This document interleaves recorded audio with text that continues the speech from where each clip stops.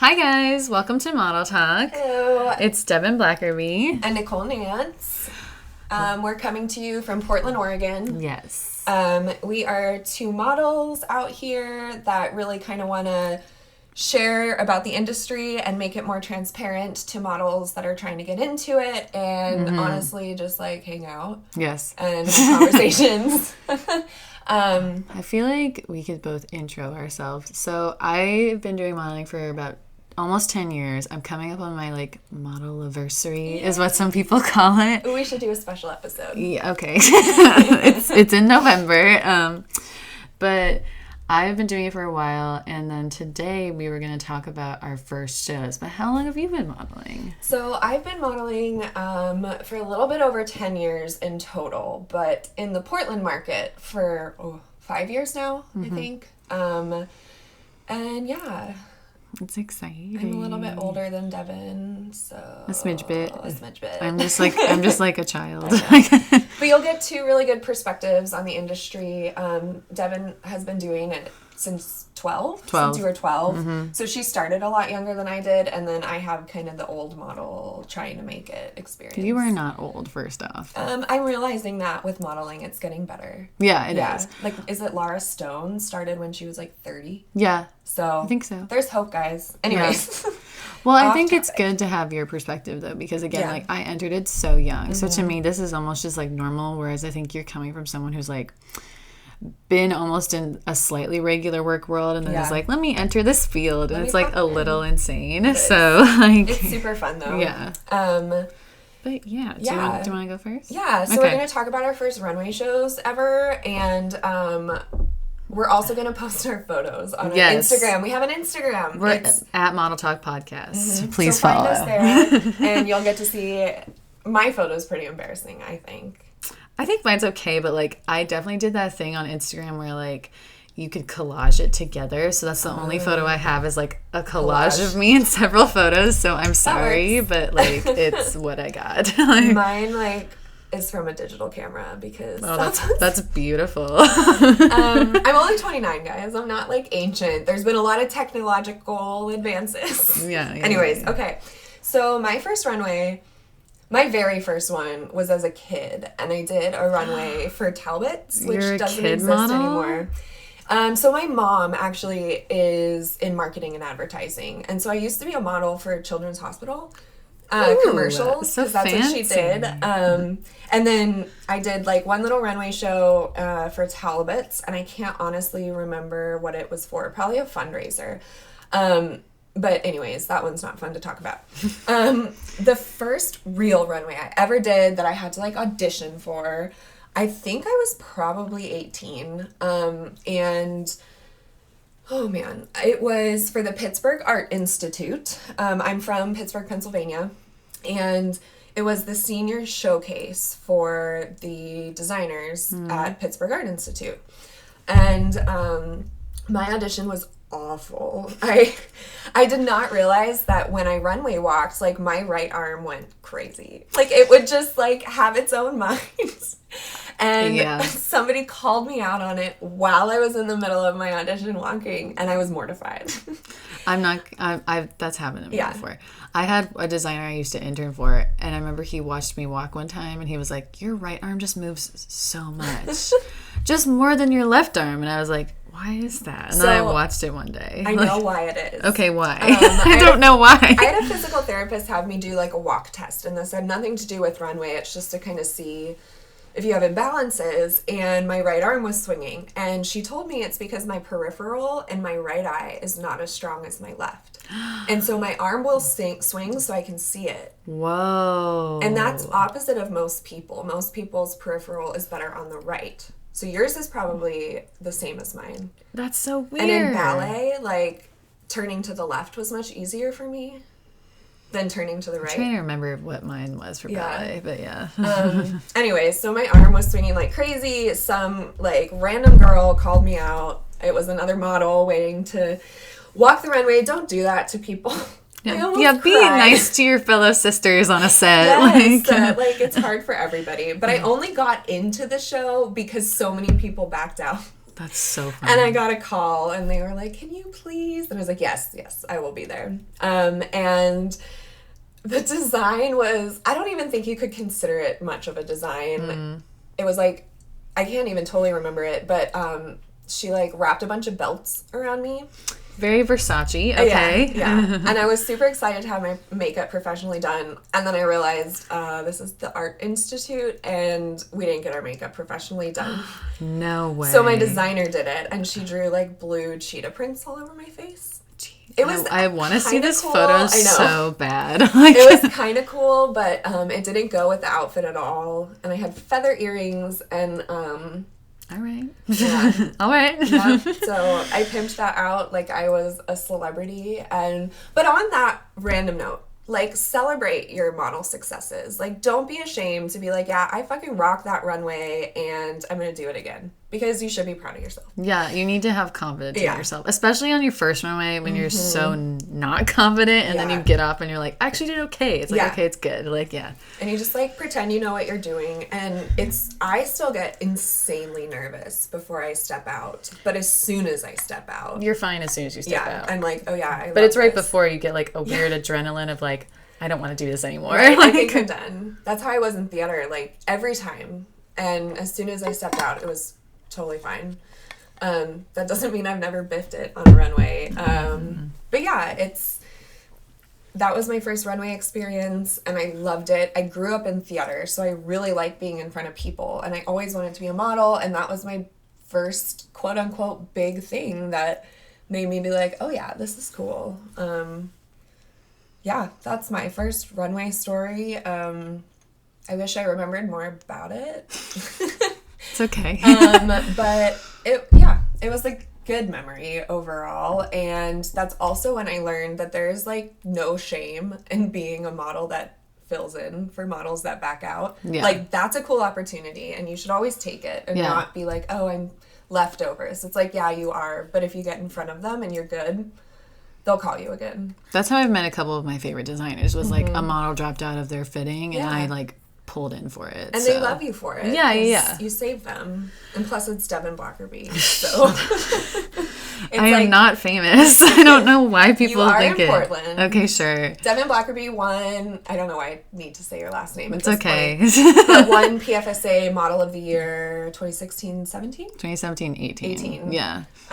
So she's kind of a big deal. I had a professor who's still my favorite. I don't know if he'll ever listen to this, but shout out to Steven. Steven. But like one day, we're kind of so close, so he told me one day how he did like, he collects and like fixes up kind of older cars and does like drag racing. So he told me one day how he was like, I got interviewed for this television show on drag racing, and he was like, and I was like, I'm pulling a Devin, I'm on TV. And I was like, oh my god, Steven, I love you so much. Like, thank you. He's so sweet. But anyway, my first runway show was Fade to Light in Portland. Really? That was your first? Yes. Damn. So I did it through my agency. So I used to be with Muse Models, and they used to do this thing, at least when I was with them a lot. They did a lot of designer partnerships. So like they would be like, hey, you're showing in Fade to Light. Do you want to just use like all our models, and then like you could just work with them? You don't have to go through the show. Like you don't have to do a casting. Like you do your own casting. You bring your own people, all that jazz. So Michelle Lesniak had just won her first season of Project Runway, so season 11. So she came and did a casting with us, and I remember I walked into that casting and it was snowing outside. So I wore snow boots and I changed into heels. And my dad came with me because I was 16 at the time. And then he like held all my stuff for me.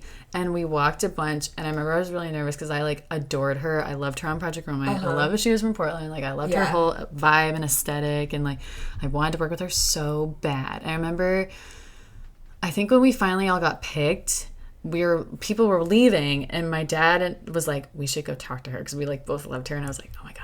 So then we like went over and like fangirled in front of her for like 10 minutes. I have the same story. And she was so nice about it and so sweet. And I was like, oh my God, thank you. Yeah. And she's like so confident in like her brand and what she wants to do. So she clearly was like in love with it.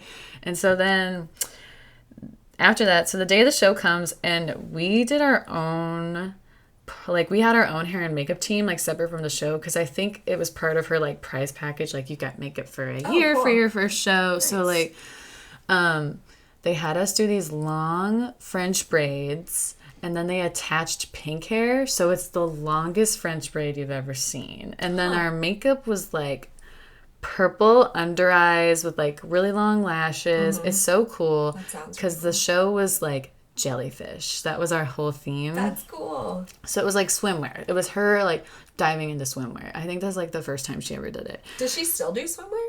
She can. I don't think she hasn't.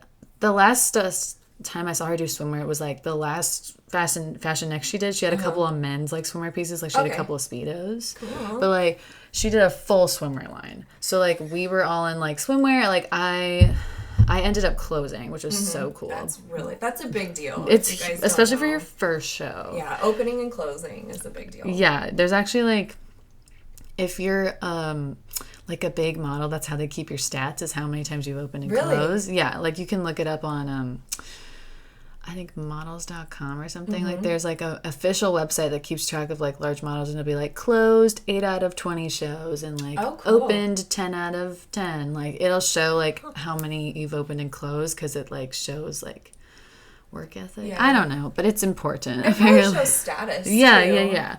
So we get there. I dressed up because it was my first show. Aww. So of course I like looked nice. Yeah. And then we hung out for a while and it was all us like girls together. And there was a lot of just sitting around because, like, we weren't with the normal makeup team. So we had our own makeup team and our own hair team, and we all finished really early. So we just, like, hung out a lot backstage. And then we all got into our stuff. She gave us all jelly sandals to wear. I miss those. And we all got to keep them. Oh, that's I had mine for a while, and I finally got rid of them because I, like, don't love them. But, really? Well, because, like, you know, plastic gets so hot. And I'm like, no. Yeah. Like, so, I could deal with them as a kid. Yeah, they're very much for kids. Yeah. As an adult, you're like, do you want this? No. I like want the idea of it. Yeah.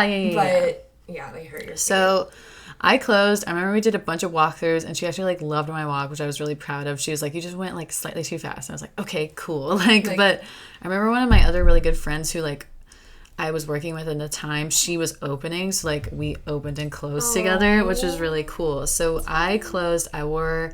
I'll show you. It's like this red lace dress. It was like fully long sleeve to the ground, but it was sheer, so you could see fully through it.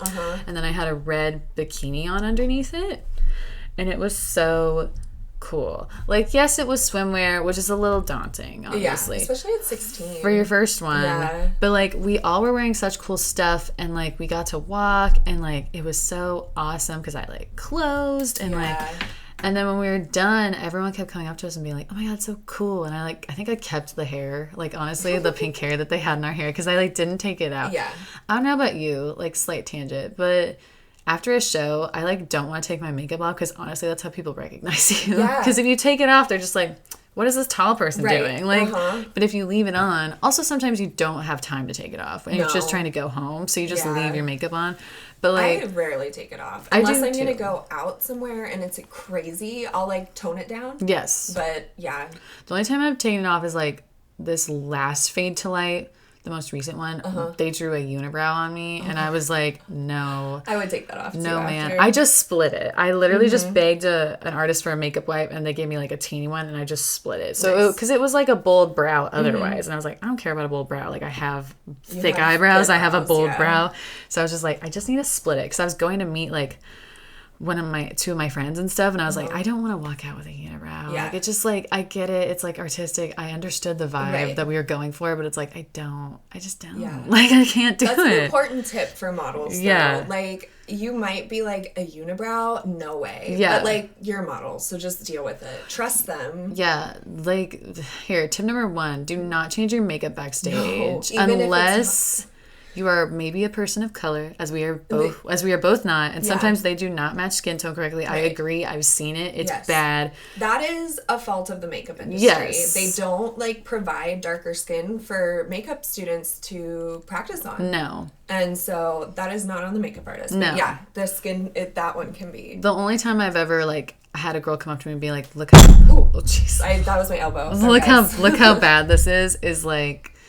When it's someone of color and they just didn't match the skin tone correctly. So I would say you could change it then. Or, I mean... Or just go up to a different artist. Go up to your producer and be like, look, this obviously doesn't look good. And most of the time they're going to agree with you if it's bad. And they're going to be like, okay. And then they'll sit you down with, like, usually the makeup lead at that point and then, like, fix things. Yeah. Like... Just approach it with, Just be nice. Just be nice. Like, I've had many girls come up to me and they're clearly very frustrated. And I'm like, I understand it because, like, clearly I'd be so mad too. Like, I get mad because sometimes people go too pale on me and then I look almost like washed out because I am a pale woman. But like sometimes they go too white in the pigment and then it's like you look washed out. Yeah. And you look almost too pale. So then it's like, well, the lights are going to hit me and I'm just going to like shine back. Like it's not good. Reflect. Yeah. And on runways, your makeup usually is pretty simple. It really so depends. If you, I guess I'm referring to Fashion X where like you walked for how many people one night? I walked for 4 people one night. And like since you have to switch and everything, sometimes, anyways, I'm not going to talk about runway makeup. We can. I'm getting on a tangent. Well, that's kind of what this is. That's true. Your first, honestly, to go back to your first runway, that's intense for your first makeup. The fact that they drew all over your face, because they usually, I would say that's not common. Most designers, at the most, they do like a bold eye. Yeah. But same with Michelle, like the fact that she drew like this crazy purple stuff under our eyes and went really bold with it and had like the pink hair. That's like kind of a lot for a first show too. And someone that like you've never worked with before and then it's like here's all this stuff. Like I'm gonna put cheetah prints on your face. Like it's gonna be blue. I don't think I've ever had a full face cover. I think my full face wasn't covered. Or like something where they drew all over your face. Not on a runway. No. I think the closest I had was again last Fashion X with Sloan. She had them do like little white like almost like paint marks all over us.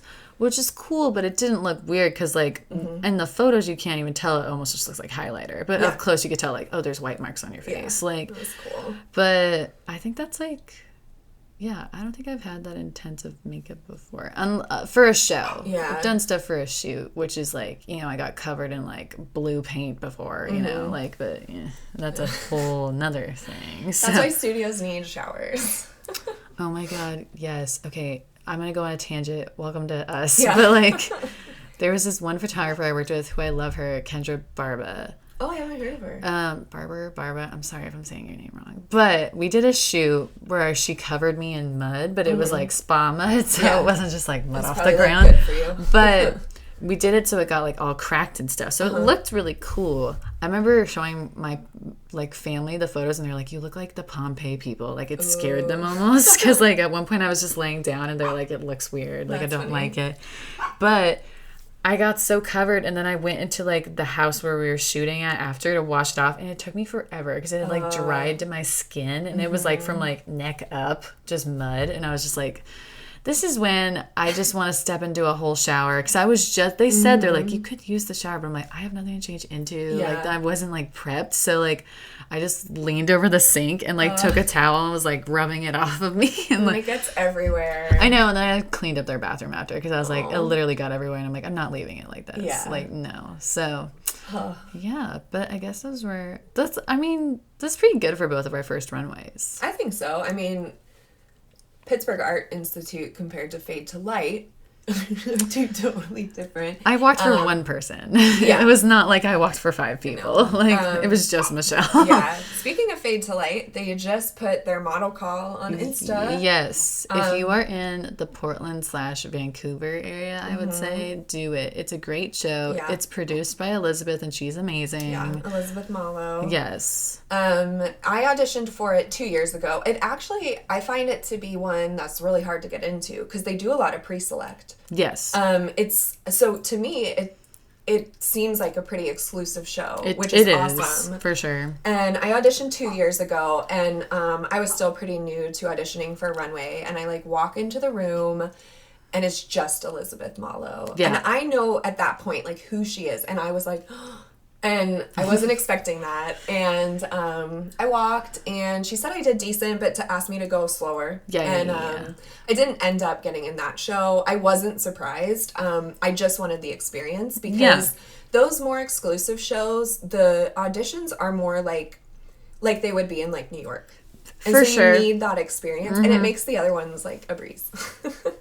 Yeah, Fade to Light, when I was coming up ages ago, Fade to Light, you couldn't get into it because it was essentially sponsored by Option, the agency. Okay. So like they only used Option people, and they used like the best Option people. So I remember Morgan Love and I are still pretty good friends, but like I remember asking her, like, because I saw her post on Instagram one year, like, because I had only walked for Michelle that one time, and then I never had gotten into it again. Aww. So I remember being like, how do I get back in? And Morgan was like, just ask Elizabeth. Like, just... Oh, really?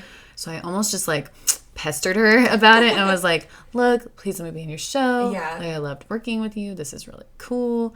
And I don't even think I did an actual audition. Yeah. I think I just sent her all my info, and she was like, okay. And she didn't put me in the show afterward, because they do 2 a year, because they were like booked already. Yeah. But I think the next year is when I first started doing it again. That's cool. Because after my first show, Fade to Light, the second show I did was Portland Fashion Week, when it used to be in the Memorial Coliseum. So when it used to be like a really big show, whereas now it's like kind of scaled back a lot. But so I didn't do another Fade to Light for a while, because I had to like kind of like reach around and like get in there and like meet a bunch of people to try to like get some leverage. And then once I got in there, like she's used me forever. Yeah, so, which is awesome. Yeah.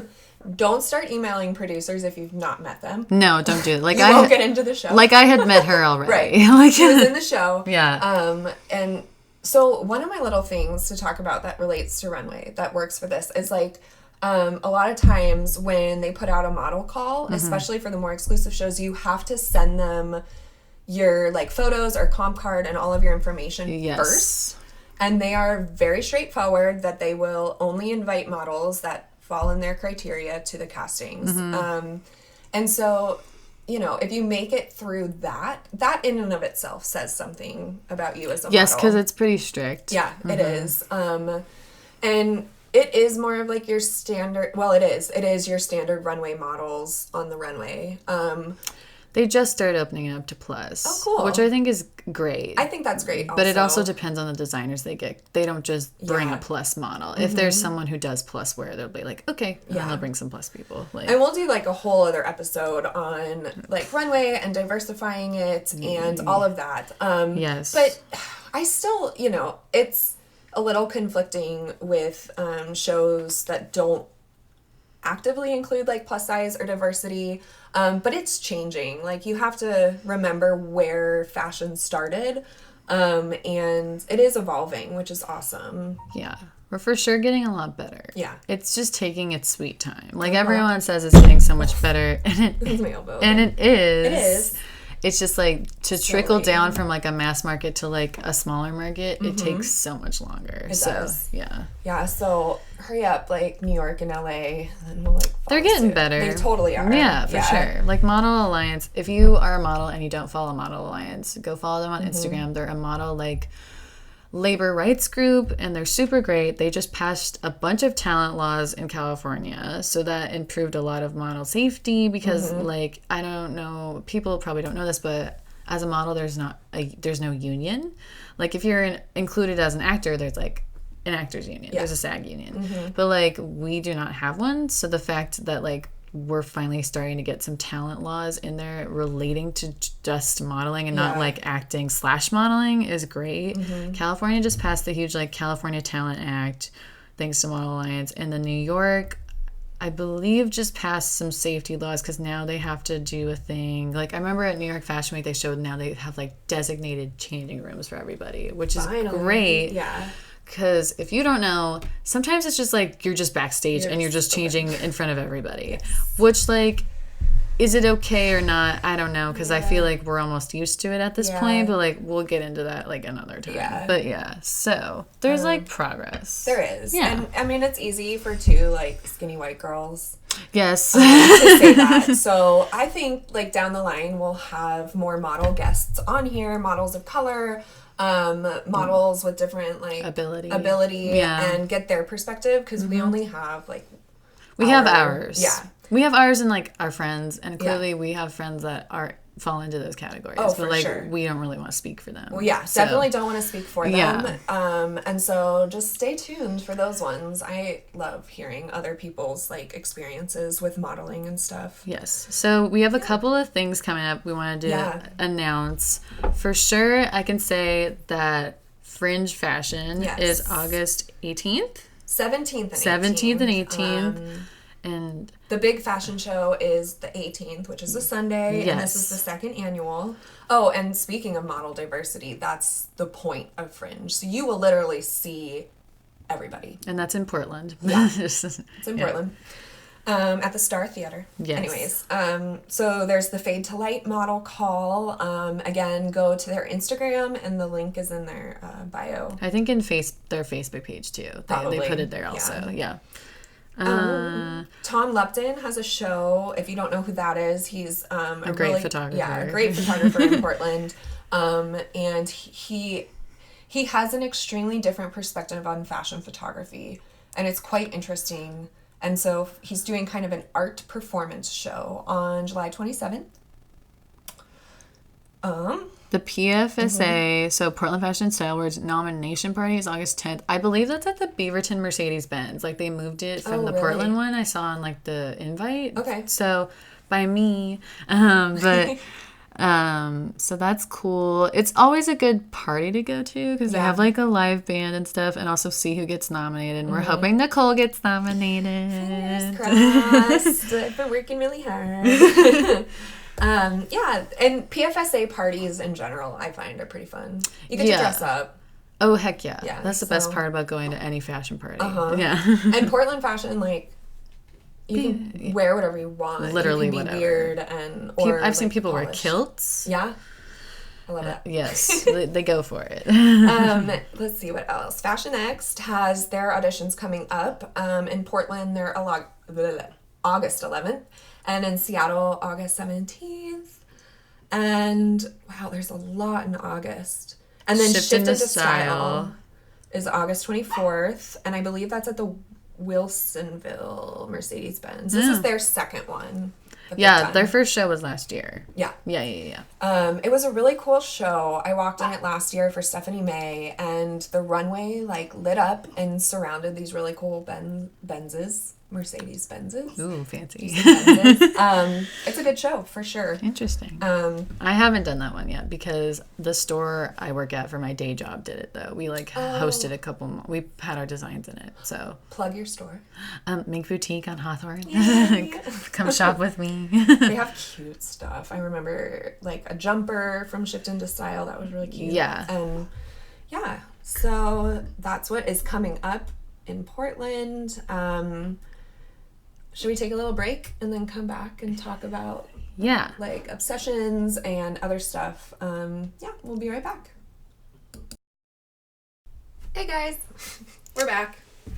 So we are gonna do a little segment at the end here where we talk about like our obsessions each week. Yep. I don't know about you. I think we just talked about it a little, but like Big Little Lies. Yes, Big Little Lies. The finale of season 2 was so good, and they left it on like such a freaking cliffhanger. Like, Jesus. I was watching the last episode, and I didn't know it was the last episode. Oh no! And so it ended, and I'm like, oh, I can't wait for next week. And I fast forward to see the like preview. Yeah, it wasn't there. No, this is the last one. Oh, I wasn't prepared. It was good. That show is so well done, and it's run by all those powerful women. It is great. Nicole Kidman. I think it's produced by Nicole Kidman and Reese Witherspoon's production group that they started. Yeah, I wouldn't be surprised. It's like a strong female cast. They added Meryl Streep this year. Oh my god, her character is crazy. Like, she was so good, but I wanted to hate her so much. They did a really good job with making her like insane. Yeah. But also making you like feel bad for her. Yes. Which that's just good writing. Yeah. You're just like, well, I get it, but it's like, this is so bad. Like, I know. And that's on HBO. The first season was great too. Yeah. It's always hard to know what to expect when it's like jam-packed with celebrities. Yes. Because sometimes it can suck. Another one of my obsessions is Handmaid's Tale. That's on Hulu. It's really intense. I'm not going to lie. I think I read an article. after like the second season that came out, and there was an article being like, it's like torture porn. Like you watch it because it's terrible. It's not because you like want to. You're like not entertained. Like you are entertained, but you need to know what happens because it's so good and so it was such a compelling story. But it's also like there are moments where I watch it and I'm like very depressed afterwards. And I'm just like, it's so sad, but it's so good. But it's like, it's like so scary. Like if you haven't watched it yet, the first episode like tells you everything you need to know. Yeah, it does. They do a good intro for sure. Yeah, and it's so real. It's almost scary how close to reality it could be. It is, but close. It's really good. It is really good. I'll pick it up again at some point. I had to like take a pause from it.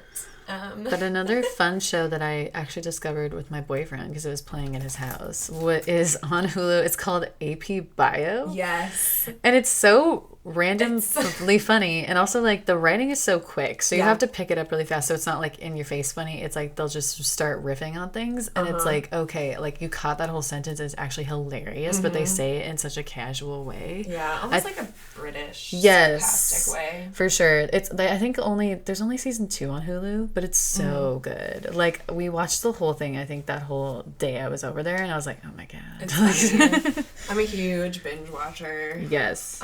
Speaking of Hulu, I don't know the dates of this at all, but there's like open castings for that show Shrill, and they're looking for extras. I didn't pay too much attention to the details of the open casting because I was like, I'll come back to this. So they I think Hulu posted it on no. One of the Portland news stations posted the article on their Facebook, and I think Fringe shared it, and that's a super cute show. Yeah, actually, on that topic, my manager went out the other night, and she said she saw Addie Bryant in the bar. Oh, really? Like, she walked past her because her friend looked away from her. She's like, what are you looking at? It was like she was standing at the bar, and I was like, oh, that's so cool. That's cool. Did you go talk to her? Yeah. Anybody from SNL? Right? She's from SNL. Yeah, she is. Mm-hmm. She's cool.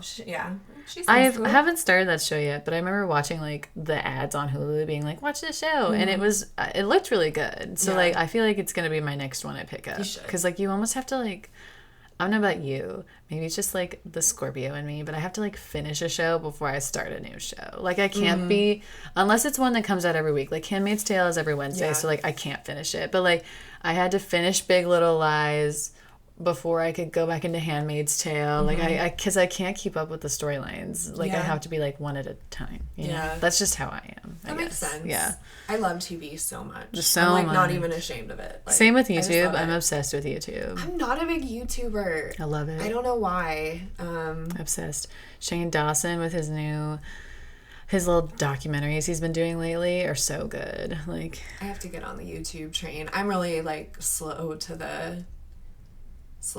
Slow to the tubes? Yeah. I feel like I found podcasts too not too long ago. Yes. Because I remember you talking about them. Yes. And then obsessed. I was like, I found podcasts. Speaking of my obsessions, My Favorite Murder Forever and Always will be my favorite podcast. I love them both. I got my manager and my boss on it, so now we all listen to it sometimes at work, which is pretty great. What else? I love and That's Why We Drink is a good podcast. Yeah, I haven't listened to that one yet. It's very funny. I'm obsessed with Fashion Hags right now, which is actually where I got the idea to talk about obsessions. I'm going to download that. Yeah, it's a Canadian podcast with 3 people that are in the garment industry, and they all went to design school, and they all are on like a different walk of life, and they're like my new best friends. I work from home. I'm a website designer, and so I'm like alone a lot of the time, and so podcasts are my friends.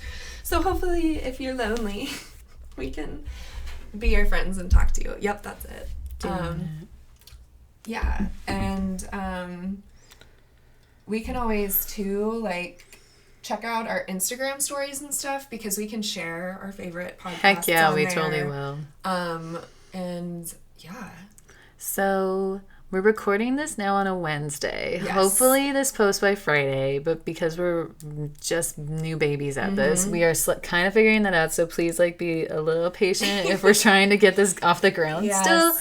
But thanks. And if you're like listening to it and you have questions or advice, or if like the sound is weird, please tell me on our Instagram. Yeah, because direct like messages. because Slight tangent. I don't like Twitter. Like, I like Twitter because I like following funny people, but I feel like I'm not funny enough to be on Twitter. Like, I shouldn't have a Twitter. Like, I feel, and I've had two, and I've deleted both the apps, like, because I can't delete the account because I just don't want to deal with it. So I'm just like, I don't like it. Don't like Twitter. So one of my friends mainly communicates through Twitter. Like, he puts all of his announcements on there, and I'm like, dude, just text me. Like, I don't know.